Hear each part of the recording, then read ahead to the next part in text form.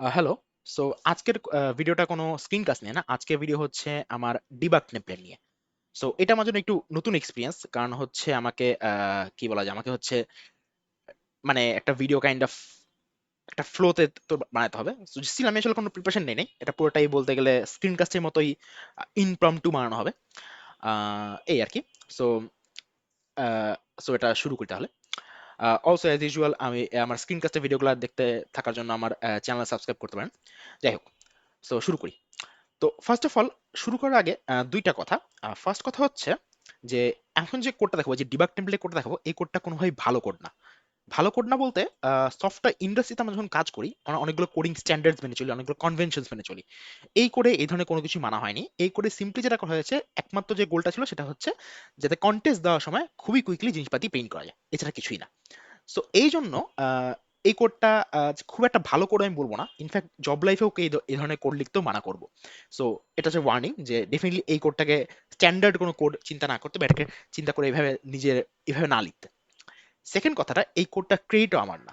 এই কোডটা আমি পেয়েছি ওয়ার্সো ইউনিভার্সিটি ডিবাগ টেমপ্লেট থেকে, যেটা হচ্ছে এরিক্টোর কোডে পাওয়া যেত।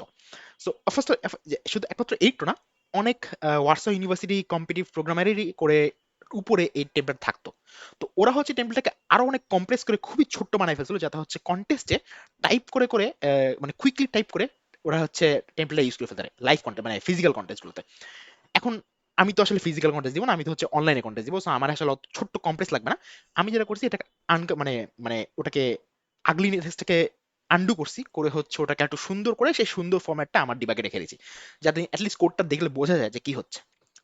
আচ্ছা, সো এই জন্য বলতে হবে যে এই কোডটা যদি কোনো ক্রেডিট দিতে হয়, দিতে হবে হচ্ছে ওয়ার্সো ইউনিভার্সিটিকে। আমার কোনো ক্রেডিট এখানে নাই। বলতে গেলে আমার ক্রেডিট হতে পারে 5%, 95% ক্রেডিট হচ্ছে ওয়ার্সো ইউনিভার্সিটি। আচ্ছা, সো এখন আসি ডিবাগ টেমটা এখানে আমি ইউজ কিভাবে করতেছি।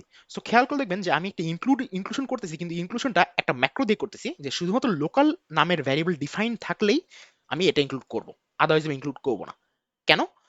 কারণ হচ্ছে আমি চাই না অ্যাকচুয়াল ওজেতে সাবমিশনের সময় আমার ডিবাগ টেমপ্লেট রিলেটেড কোনো কোড আমার মেইন কোডের ভিতরে থাকুক। ঠিক আছে? সো আমার লোকালি আমি সিমেক লিস্টে লোকাল ভ্যারিয়েবলটা ডিফাইন করে রাখছি। এর ফলাফল আমার যে সি প্লাস প্লাস মানে জি প্লাস প্লাস যে কমান্ডটা তৈরি হয়, সেখানে লোকাল ডিফাইন করা আছে। সো এটা হচ্ছে মানে লিনাক্সে মানে কম্পাইলেশন কমান্ড, হয়তো উইন্ডোজ জন্য ডিফারেন্ট হবে বা কিছু একটা, বাট আলটিমেটলি এই লোকাল ভ্যারিয়েবল ডিফাইন আছে দেখেই আমার মেইনে ডিবাগ হেডারটা ইনক্লুড হয়। সো আমার যদি ডিবাগ হেডারের কোনো কোড অ্যাক্টিভ থাকে এবং সেটা আমি ওজেতে সাবমিট করে ফেলি, তাহলে যেটা হবে, ওজেতে যেহেতু লোকাল ডিফাইন নাই, এই ইনক্লুশনটা কাজ করবে না এবং সেই কোডটা কম্পাইলেশন এরর হবে। সো আমার কাছে পার্সোনালি মনে হয় compilation error is better than TLE. কারণ যেহেতু ডিবাগ টেম্পলেটে অনেক কিছু প্রিন্ট করা হয়, অনেক বড় বড় জিনিসও প্রিন্ট করা হয়, এটা ভেরি কুইকলি, মানে ভেরি ইজিলি এটা খুবই কোডকে স্লো বানায় ফেলতে পারে। সো এই জন্য হচ্ছে আমি ডিবাগ টেম্পলেটটাকে এইভাবে ইনক্লুড করি। আচ্ছা, সেকেন্ড গেল, এখন হচ্ছে কোডের ভিতরে। আমি কোডের ভিতরে যে যাই, এখানে অনেক কিছু আছে। সো এই যে অনেক কিছু টেমপ্লেট হাবি জাবি আছে, এগুলো আমি আস্তে আস্তে বুঝাবো। বাট মেইনলি এই চারটা জিনিসই হচ্ছে মেইন, চারটা ম্যাক্রো। এখন এই ম্যাক্রোগুলো কিভাবে ইউজ করে, আমি একটা সিম্পল এক্সাম্পল দেখাই। সাপোজ আমার স্যার ইন্টিজার এ আছে, যেটা হচ্ছে 12। আমার কাছে একটা বুলিয়ান আছে, সো সেটা হচ্ছে বি ইকুয়ালস টু ট্রু। আমার কাছে একটা স্ট্রিং আছে, string S equals to A B C. আমার কাছে একটা ভেক্টর আছে, ভেক্টর অফ ইন্ট ভি হচ্ছে 1 2 3। আমার কাছে একটা পেয়ার আছে, pair of int and suppose bool, এটা হচ্ছে P equals to 1 and false. Suppose আমার কাছে একটা টিউপল আছে, tuple of integer and string, and suppose হচ্ছে এখানে আমরা একটা অ্যারে ইউজ করি, অ্যারে অফ, অ্যারে না, সাপোজ এখানে আমরা হচ্ছে একটা কি বলে আরেকটা সাপোজ ফ্লোট ইউজ করি। সো এটা হচ্ছে T equals to 1 AB, AB 3.0, ঠিক আছে, বা 3.5। আচ্ছা, সাপোজ আমার কাছে ম্যাপ আছে, so map of integer to character, suppose M equals to 1 থেকে এ অ্যান্ড 2 থেকে বি। সাপোজ এই ভ্যালুগুলো আছে, এই সবগুলোই আমি ডিবাগ টেবিলে প্রিন্ট করতে পারবো ইজিলি। কিভাবে? Debug A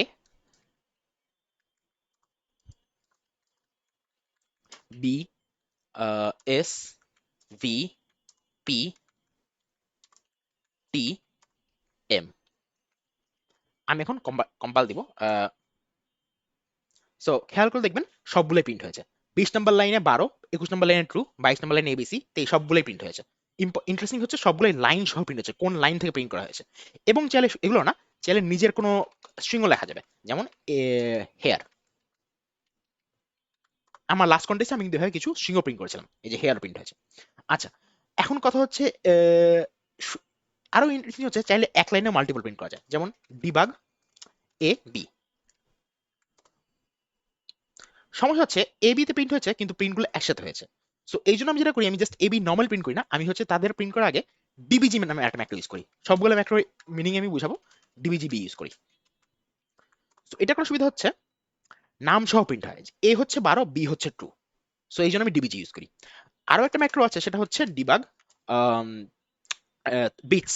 so bits of suppose আমি 9 দেখতে যাচ্ছি, 6। সো এটা কি, এটা হচ্ছে 9 সংখ্যাটাকে বাইনারিতে লেখা হয়েছে উইথ 6 বিটস। এটা হচ্ছে বিটস অফ 9 6। আর এটা হচ্ছে 3 নম্বর ম্যাক্রো। 4 নম্বর ম্যাক্রোটা হচ্ছে থাম। থামটা হচ্ছে বাংলা word থাম থেকে, থাম। থাম দিলে কি হয়, থাম দিলে কোড থেমে থাকে, আর কিছু না। তো থাম কিছু, থাম কি জন্য, থাম হচ্ছে অনেক সময় অনেক বড় বড় লুপ চলে, লাইক 100 200 300, তখন ওগুলো মাঝে স্টেপে আটকানোর জন্য, কারণ একসাথে অনেকগুলো প্রিন্ট হচ্ছে, স্টেপ বাই স্টেপ প্রিন্ট দেখা বেটার, এই জন্য থাম দেই। থামে কিছু না, এন্টার দিলে আগায় যাবে, আর কিছু না। আর ফাইনালি আর একটা ম্যাক্রো আছে, সেটা হচ্ছে ডিবাগ।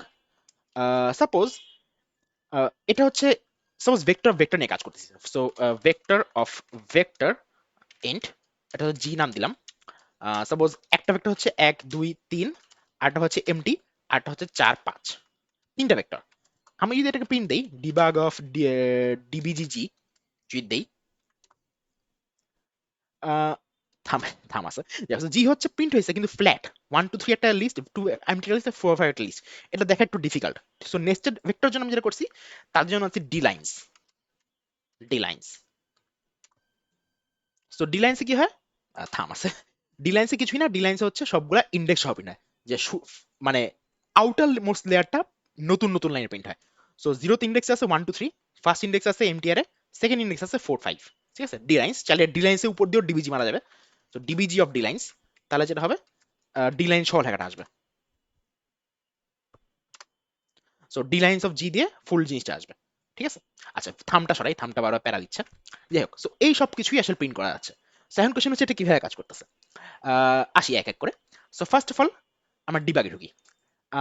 একদম শুরু করি ডিবাগ দিয়ে। সো ডিবাগটা কি, ডিবাগটা হচ্ছে সি এর ইরর স্ট্রিমে প্রিন্ট করে। এটা কিন্তু ইম্পর্টেন্ট, ইরর স্ট্রিমে প্রিন্ট করার রিজন হচ্ছে অনেক সময় ডিবাগ করতে গেলে আমার আউটপুট একটা ফাইলে চলে যায়, ইরর স্ট্রিমগুলো আমার কনসোলে থেকে যায়। সো আমি যদি সবকিছু সি আউট দিয়ে করতাম তাহলে সবকিছু ফাইলে চলে যেত। এই জন্য দুইটাকে আলাদা স্ট্রিম ইউজ করা হচ্ছে। সি এর করা হচ্ছে, দেন লাইন প্রিন্ট করা হচ্ছে, দেন এই ম্যাক্রোটা ইউজ করছে। এটা হচ্ছে সি বা C plus built in macro, যেটা হচ্ছে যেই লাইনে এক্সপ্যান্ড করা হয়েছে। দ্যাট মিনস এই ডিবাগ ম্যাক্রোটা আমার যেই লাইনে এক্সপ্যান্ড হয়েছে, এই লাইনে এক্সপ্যান্ড হয়েছে, তাহলে এই লাইনের লাইন নাম্বার 29, এটা হচ্ছে লাইনে চলে আসে। সিমিলারলি একটা আছে, সেটা হচ্ছে ফাইল নামে, এই যে ফাইল নাম দিয়ে, এটা একটা আছে, কিন্তু এটা হচ্ছে মাল্টিপল ফাইলের জন্য। আমার তো আসলে কম্পিটিটিভ প্রোগ্রামে এক ফাইলে বেশি লাগে না, এই জন্য সিঙ্গেল ফাইল দিয়ে কাজ হয়ে গেছে। সেটা হচ্ছে লাইন। আর দেন হচ্ছে এই যে এইটা অ্যারোটা, এই যে অ্যারোটা দিলাম, দেওয়ার পরে আমি এটা কমা দিছি। কমা দিয়ে মানে কি, সি এর কাজ শেষ, সি এর আর কিছু করবে না। নতুন স্টেটমেন্ট শুরু হচ্ছে, যে নতুন স্টেটমেন্ট ডিবাগার নামে এটা ইউজ করা হচ্ছে। এটা কি, এইটা একটা ক্লাস, এই যে ক্লাস। সো ডিবাগার কি করে, ডিবাগার হচ্ছে সিম্পলি এই ক্লাসটা একটা অবজেক্ট ইনস্ট্যান্সিয়েট করে। সো আমি যখন হচ্ছে এখানে যখন আমি এই ডিবাগ টি লিখছি, ডিবাগ টি এর মিনিং হচ্ছে সিম্পলি স্পিকিং সি এর লাইন, তারপর হচ্ছে এখানে এখানে লাইন, লাইন, দেন এখানে হচ্ছে অ্যারোটা, দেন এখানে একটা কমা দিয়ে, দেন ডিবাগার দিয়ে টি। এই ডিবাগটা এক্সপ্যান্ড হয়ে জাস্ট এই লাইনটা হচ্ছে, এছাড়া কিছুই না। এখানে ফার্স্ট পার্টটা একটা প্রিন্টে কাজ করতেছে, দেন ডিবাগারটা কনস্ট্রাক্ট করার পরে এই বাকিটুকু পার্ট হচ্ছে। এখন মনে হতে পারে যে এই কমান্ডটা দিয়ে স্টেটমেন্ট শেষ হচ্ছে, তাহলে এই কমান্ডটা স্পেশালিটি কি? এই কমান্ডটা স্পেশালিটি হচ্ছে সি প্লাস প্লাসে কমাকে একটা অপারেটর হিসেবে ডিফাইন করা যায়। সো আমি ডিবাগার ক্লাসে যেটা করছি, আমি না অ্যাকচুয়ালি অরিজিনাল টেবলেট যা করতো, ডিবাগার ক্লাসটার জন্য কমাকে ওভাররাইড করা হয়েছে, যে ওর কমার বিহেভিয়ার ডিফারেন্ট হবে, যে কারণে ডিবাগার টি এর সাথে এত উইয়ার্ডলি কাজ করে। ঠিক আছে, ইনফ্যাক্ট ডিবাগারের পর আমি টি এর পরে যাই লিখবো, এখানে ডিবিজি টি লিখি, তারপর ডিবিজি এক্স লিখি, যাই লিখি না কেন, এক্স না সরি বি, যাই লিখি না কেন, সবকিছুই এই ফুলটাই একটা স্টেটমেন্ট, যেখানে ডিবাগার যে ক্লাসটা, যে অবজেক্টটা তৈরি হলো, সেই অবজেক্টটার জন্য কমা ওভাররাইড করা আছে, সে ডিবিজি টি এর সাথেও একটা স্পেশালি বিহেভ করে, আবার এই ডিবিজি বি এর সাথেও সে স্পেশালি বিহেভ করে, এছাড়া কিছুই না। আরেকটা স্পেশালিটি হচ্ছে এই যে ডিবাগার ক্লাস, তার ডিস্ট্রাক্টরে সুন্দর মতো লেখা আছে সি এর এন্ডেল। ঠিক আছে, যেহেতু আমি এখানে ডিবাগারকে উইদাউট এনি নেম, কোনো নেম দিচ্ছি না, নেম ছাড়া ইনস্ট্যান্সি করতেছি, তার মানে কি এই লাইনেই সে কিন্তু ডিস্ট্রয় হয়ে যাবে। দ্যাট মিনস এই লাইনে ডিস্ট্রয় হওয়ার সময়, মানে ফুল কোড লাইনটা রান হওয়ার পরে ডিস্ট্রয় যখন হবে, তখন সে একটা সি এর এন্ডেল দিয়ে দিবে, যেই কারণে আর প্রত্যেকটা নতুন নতুন লাইন হচ্ছে।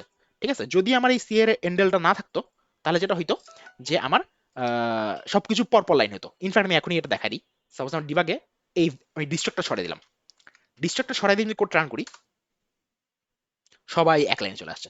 এইটা হচ্ছে ডিস্ট্রাক্টরের সবচেয়ে ইন্টারেস্টিং বিষয়। এটা এটা আমার কাছে খুবই ইন্টারেস্টিং লাগছিল যখন আমি অরিজিনাল করে দেখছিলাম যে এইভাবে ডিস্ট্রাক্টরের ভিতরে একটা এন্ডেল প্রিন্ট করে সবকিছু নতুন লাইন লেখা হচ্ছে। আচ্ছা, গেল। এরপরে হচ্ছে ডিবি জিনিসটা কি, ডিবি জিনিসটা আসে। সো ডিবিজি জিনিসটা কিছুই না, ডিবিজি হচ্ছে সিম্পলি আরো কয়টা কমা। ঠিক আছে, সেই কমার মধ্যে আমি এই ফার্স্টে ওপেনিং থার্ড ব্র্যাকেট দিচ্ছি, দেন হ্যাশ এক্স ইউজ করতেছি। এইটা সি প্লাস প্লাস একটা ফিচার, যে ম্যাক্রোতে যদি কখনো হ্যাশ এক্স লেখো, তাহলে যেটা হবে এই এক্স যে ভ্যারিয়েবল বা যে এক্সপ্রেশন, সেই এক্সপ্রেশনটা অ্যাজ আ স্ট্রিং প্রিন্ট হবে। ঠিক আছে, দ্যাট মিনস আমি যখন ডিবিজি অফ এ লিখতেছি, এইটা এক্সপ্যান্ড হয়ে হচ্ছে এরকম, এটাকে এক্সপ্যান্ড করে বানানো হচ্ছে এইটা, দেন হচ্ছে এইটা, দেন এইটা, দেন এর এক্সপ্রেশনটা নিজে, দেন এইটা। ঠিক আছে, এইটা হচ্ছে ফুল এক্সপ্যানশন ডিবিজি এর। এখানে আমি সি প্লাস প্লাস এবং সি দুইটারই একটা স্পেশাল ফিচার, এই ম্যাক্রোর মধ্যে হ্যাশের বিহেভিয়ারটা এরকম। এটা ইউজ করার মাধ্যমে এই যে এক্সাক্ট মানে কোডের ভিতরে যে স্ট্রিংটা, কোডে লেখা যে স্ট্রিংটা, সেই লেখা স্ট্রিংটাও চলে আসে। আর এখানে ব্র্যাকেট দেওয়া হয়েছে কারণ হচ্ছে যারা ম্যাক্রো ইউজ করছে তারা জানে যে ব্র্যাকেট না দিলে উল্টোপাল্টা বিহেভিয়ার হয়, বিশেষ পার্টিকুলারলি যখন এটা সিঙ্গেল ভ্যারিয়েবল না হয়, কোনো একটা এক্সপ্রেশন হয়। আচ্ছা, দ্যাট মিনস আমি যখন হচ্ছে যদি এটাকে ডিবিজি টি লিখি, ডিবিজি টি লিখলে কিছুই না, এটা সিম্পলি এক্সপ্যান্ড হয়ে যাবে এরকম টি, দেন স্পেস দিয়ে এরকম, স্পেস, হ্যাঁ স্পেস দিয়ে এরকম, দেন টি এর ভ্যালু, দেন এরকম ক্লোজ। সো এইটা হচ্ছে ফুল ফর্ম অফ ডিবাগ ডিবিজিটি। ঠিক আছে, এই জিনিসটাই এক্সপ্যান্ড হয়ে হয়ে যায় এরকম। ঠিক আছে, তাহলে এখন মেইন ম্যাজিকটা কোথায়? মেইন ম্যাজিকটা হচ্ছে ডিবাগারের জন্য কমা অপারেটরকে আমরা কিভাবে ওভারলোড করছি, এটাই হচ্ছে মেইন ম্যাজিক। সো এখন এটাতে আসি আমরা। ও আর বাই দ্য বিটসের কথা বলি, বিটসও কিছু না, বিটস হচ্ছে এক্স যে ইন্টারভ্যালটা, তাকে আমরা বিট সেট ফেলা দিচ্ছি। কেন? কারণ বিট সেট স্পেশালি হচ্ছে বিট সেটকে প্রিন্ট করলে সে এরকম বাইনারি প্রিন্ট করে দেয়। সো বিট সেট আমি যখন লিখছি হচ্ছে, আমি কি লিখছিলাম, বিটস লিখছিলাম হচ্ছে আমি 9 6, 9 6টা এক্সপ্যান্ড হয়ে যায়, 9 হচ্ছে ভ্যালু, 6 হচ্ছে বিটস এর কতগুলো নাম্বার। ঠিক আছে, এটা কিন্তু ম্যাক্রো হওয়ার কারণে করা যাচ্ছে। জেনারেলি সি প্লাস প্লাস এই টেমপ্লেটের বিষয়টা হচ্ছে কম্পাইল টাইমে জানা থাকতে হয়। সো ম্যাক্রো করার কারণে আমি এরকম ফাংশন আকারে লিখতে পারতেছি। ম্যাক্রো না হলে নর্মাল ফাংশন দিয়ে কিন্তু এই কাজটা করা যেত না। আচ্ছা, সো এইটা বিটস এর মাধ্যমে আমি হচ্ছে সিম্পলি 5 বিটে, সরি 6 বিটে 9 ভ্যালু দেখতেছি। আচ্ছা, আর ফাইনালি থাম কি, থাম কিছু না, থাম হচ্ছে গেটটা। সো যখনই থাম দিচ্ছি তখন সে একটা ক্যারেক্টার জন্য বসে আছে, আর কিছুই না। আচ্ছা, এখন আসি ডিবাগারের বিষয়টা। So debugger first of all কি করে, ডিবাগার হচ্ছে যে কোনো টেমপ্লেট টাইপ এক্স নিলে সে ওটাকে প্রিন্ট করে, প্রিন্ট করে বুল আলফা দিয়ে নেয়। সো বুল আলফা দেওয়ার ফলে যেটা হয়েছে, ট্রুকে ট্রু এর মতো হয়ে গেছে। আমি যদি বুল আলফা না দিতাম, তাহলে এই ট্রুটা আসলে কাস্টিং হয়ে 1 বা 0 হয়ে আসতো। সেই জন্য সে ফার্স্টে বুল আলফা দেয়, দেন সেই এক্সটা প্রিন্ট করে। এটা হচ্ছে ডিবাগারের কম অপারেটর। এবং সে নিজেকেই আবার রিটার্ন করে, kind of like C out বা সি ইন। সে একটা অ্যাবজর্ভ করে, অ্যাবজর্ভ করার পাশে নিজেই থেকে যায়, যাতে পরেরটাকে অ্যাবজর্ভ করতে পারে। আচ্ছা, কিন্তু এইটুকু ইনাফ না, কারণ সবকিছু এভাবে প্রিন্ট হয় না। ঠিক আছে, যেমন পেয়ার, পেয়ার কিন্তু প্রিন্ট হয় না। সো পেয়ারের জন্য আমি একটা স্পেশাল ওভারলোড না ওভাররাইড, আমি এক্সাক্ট নামটা ভুলে গেছি, বাট একটা ওভারলোড দিয়েছি। ঠিক আছে, এটা ওভাররাইড হতে পারে, মানে don't quote me on this, but overload ওভাররাইডের পার্থক্য আছে, আমি এক্সাক্ট ভুলে গেছি। সো এই ভিডিওতে আমি ওভারলোড ওভাররাইড উল্টাপাল্টা ভাবে বলতে থাকবো। আচ্ছা, সেখানে ওভারলোড আছে, যে পেয়ারের জন্য যেটা করা হবে, ওটাকে এই ফর্মেটে দেওয়া হবে। সো এই ফর্মেটে দেওয়ার সুবিধা কি? ফার্স্টে একটা ক্যারেক্টার প্রিন্ট করবে, দেন এক্স ডট ফার্স্ট প্রিন্ট করবে, দেন কমা প্রিন্ট করবে, এক্স ডট সেকেন্ড প্রিন্ট করবে, দেন ব্যাকেট শেষ করবে।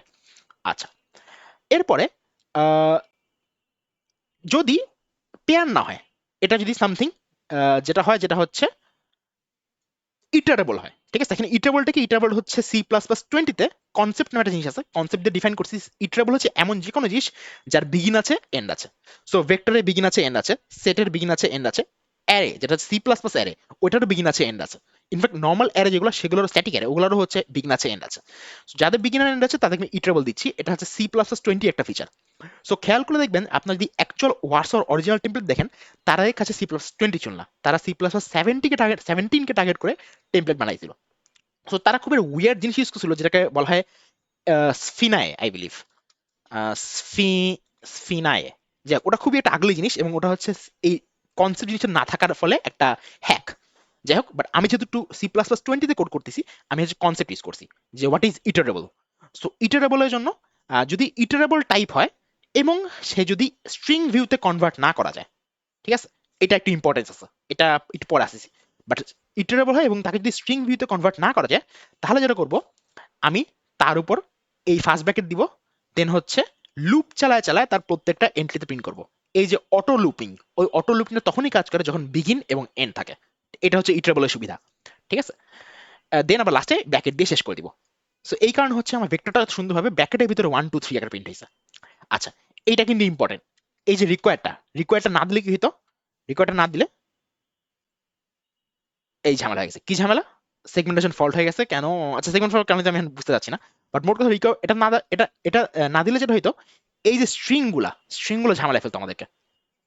আহ, এই যে এই যে এস এর ভিতর আছে এবিসি, এই এবিসিটা ভালো মতো প্রিন্ট হতো না। ঠিক আছে, এবিসিটা হচ্ছে এই ভেক্টর মতো ব্র্যাকেট দিয়ে A, B, C এই আকার প্রিন্ট হতো। এই জন্য আমি স্ট্রিং ভিউতে যদি কনভার্ট না করা যায় তাদেরকে এভাবে প্রিন্ট করতেছি। আর যারা স্ট্রিং ভিউতে কনভার্ট করা যায় তার তো ওই অরিজিনাল ওভারলোডে যাবেই, যেটা হচ্ছে নর্মাল প্রিন্টটাও। ঠিক আছে, আচ্ছা গেল। আর ফাইনালি টিউপেলের জন্য একটু ঝামেলা করতে হয়েছে। টিউপেলের জন্য কি হয়েছে, আমাকে টেমপ্লেট স্টাইল এটা করতে হয়েছে। এটা হচ্ছে এলএলএম থেকে জেনারেট কোড, বাট মেইনলি হচ্ছে টেমপ্লেটের রিকার্সিভ কোড। দ্যাট ইজ কি করব, আমি হচ্ছে একটা টিউপেল নিয়ে তাদের সবার জন্য এই প্রিন্ট ওয়ান ফাংশনটা অ্যাপ্লাই করব, যেটা হচ্ছে কমা প্রিন্ট করে, দেন হচ্ছে ওর ওর ইন্ডিভিজুয়াল এলিমেন্টকে প্রিন্ট করে। ঠিক আছে, এই অ্যাপ্লাই করলাম টিউপেলের প্রত্যেকটা এলিমেন্ট হবে প্রিন্ট ওয়ান, এছাড়া কিছুই না। ঠিক আছে, এটা হচ্ছে C++20 এর কোড, একটু hacky code but it works. সেটা হচ্ছে টিউপেলের প্রত্যেকটা এলিমেন্টের উপর এই কোডটা চলে। আচ্ছা, আর এইটা করা, সো আমি একটু ক্লিয়ার করি সবকিছু আবার। এটা করার কারণে সবকিছু ঠিকঠাক মতো চলতেছে।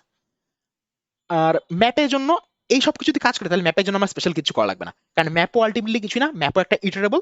আর ম্যাপের প্রত্যেকটা ইটারেবল আইটেমগুলো একটা পেয়ার। সো এই জন্য ম্যাপও সুন্দর মতো এভাবে প্রিন্ট হয়ে গেছে।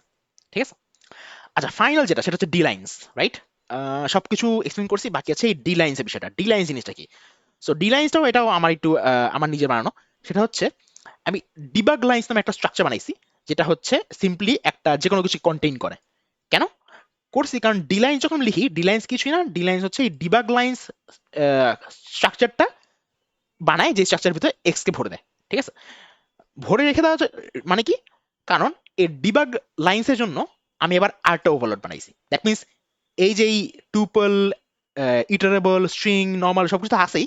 আর এই ডিবাগ লাইন্সের জন্য হচ্ছে আরেকটা স্পেশাল স্পেশাল ওভারলোড আছে, যে ডিবাগ লাইন্সের জন্য আমি প্রিন্ট করার সময় নিউ লাইন দিয়ে প্রিন্ট করবো, নিউ লাইন দিব, এই যে ইন্ডেক্স নাম্বার দিব, কোলন দিব, এভাবে করব। ঠিক আছে, তাহলে আমি যখন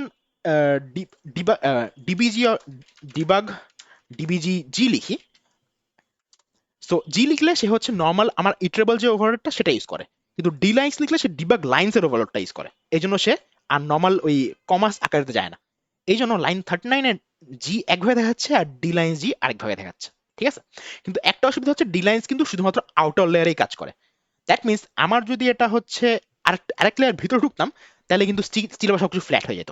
এটাকেও সলভ করা যায় চাইলে, but that would make my code more big. আমি চাইলে করতে পারি, বাট আমার আসলে অত করার ইন্টারেস্ট হয় নাই আর কি। বাট মোটামুটি এই হচ্ছে আমার ডিবাগার টেমপ্লেটটা। সো এইটা হচ্ছে ফুল ডিবাগ টেমপ্লেটটা। এটা কি আমার কোনো গিটহাব জিসে দিয়ে রাখা উচিত? দিতে পারে। আমি অ্যাকচুয়ালি ভাবছিলাম ফুল সেটআপটাই, মানে আমি এক্স্যাক্টলি ক্লায়েন্ট ফর্মেটে কি দেই, ক্লায়েন্ট দিয়ে কি দেই, সবকিছুই একবারে হচ্ছে দিয়ে দিব ভাবছিলাম। গিটহাব কোনো একটা প্রজেক্টটা দিয়ে রাখবো। আচ্ছা, দিলে তখন দেখা যাবে। বাট আপাতত এই হচ্ছে কোডটা। ঠিক আছে, সো 72 লাইনের কোড, ডেফিনেটলি একটা লাইভ কন্টেস্টে করার মতো কোড না।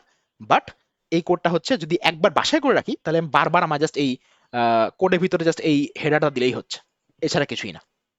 আচ্ছা, হুহ, আচ্ছা, সো এই হচ্ছে ফুল কোডটার ওয়ার্কিং ফিচার। বাইরে আমি রেকর্ডিং করতেছি। হ্যাঁ, রেকর্ডিং করতেছি। আচ্ছা, তো এই হচ্ছে আমার ফুল কোডটা। এগেন আমি আবার ওয়ার্নিংটা দিচ্ছি যে এটা কিন্তু কোনোভাবেই স্ট্যান্ডার্ড কোনো কোড না। ঠিক আছে? ডেফিনেটলি অ্যাকচুয়াল জব লাইফে কেউ এভাবে একটা হ্যাকি ভাবে এসব ম্যাক্রো ইউজ করে কোড লিখবে না, কারণ এগুলো খুবই ফ্রিটল, খুবই খুবই ব্রিটল। সো এগুলো হচ্ছে ইজিলি একটু এদিক সেদিক হলেই জিনিসপাতি ভেঙে যেতে পারে। যেমন এই যে একটু আগে আমার হচ্ছে এতগুলা এই জিনিস প্রিন্ট হলো, ঠিক আছে? এইসব জিনিস ইজিলি ব্রেক করতে পারে। প্লাস অ্যাকচুয়াল রিয়েল লাইফে থ্রেড সেফটির বিষয় আছে, এই কোড কিন্তু কোনোভাবেই থ্রেড সেফ না। যাই হোক, এত কথা বলা মানে একটাই, যে এটা হচ্ছে just simply for competitive programming, এছাড়া কিছুই না। এই হচ্ছে মোটামুটি আমার ডিবাগ টেমপ্লেটের ওয়ার্কিং ওয়ার্কিংস এটাই আর কি। সো আর কিছু তেমন নাই বলার। অ্যাজ ইউজুয়াল ক্রেডিটস আমার না, 95% ক্রেডিট হচ্ছে ওয়ার্সা ইউনিভার্সিটির। বাট হ্যাঁ, বলবো তাদের ডিবাগ টেমপ্লেট বোঝার কোনো ওয়ে নেই, কারণ তাদের টেমপ্লেট বোধহয় কম্প্রেস করে আরো কম, ওরা বোধহয় 20 না 30 লাইনের মধ্যে সবকিছু খুবই ছোট ছোট করে গেড়ে ফেলছে। যাক, আমি আর ওভাবে করবো না, আমি অত ভিতরে আর যাইনি, আমি হচ্ছে সিম্পলি সুন্দরভাবে লিখে রেখেছি, এই আর কি। সো এটাই মোটামুটি। আর অ্যাজ ইউজুয়াল ভিডিও শেষ করার আগে হচ্ছে আমার চ্যানেল সাবস্ক্রাইব করে রাখতে পারেন, আমি হচ্ছে চেষ্টা করবো প্রত্যেকগুলো স্ক্রিনকাস্ট দেওয়ার। আর ফাইনাল একটা কথা, সেটা হচ্ছে আমি হয়তো কি নিয়ে অনেক দ্রুত কথা বলছি। আমি অ্যাকচুয়ালি দ্রুতই কথা বলি, সো এবং ভিডিও খাতিরে আসলে দ্রুত কথা বলতে আসলে ঠিক করা হয় নাই। সো সেই হিসাবে আমি হয়তো ভিডিও শুরুতে বলে দিব, মানে কোথাও হয়তো কমেন্টে বা কোথাও বলে দিব যে বেশি ফাস্ট লাগলে স্পিড একটু স্লো করে দেখতে। এই আর কি। আচ্ছা, তাহলে এটাই থাক।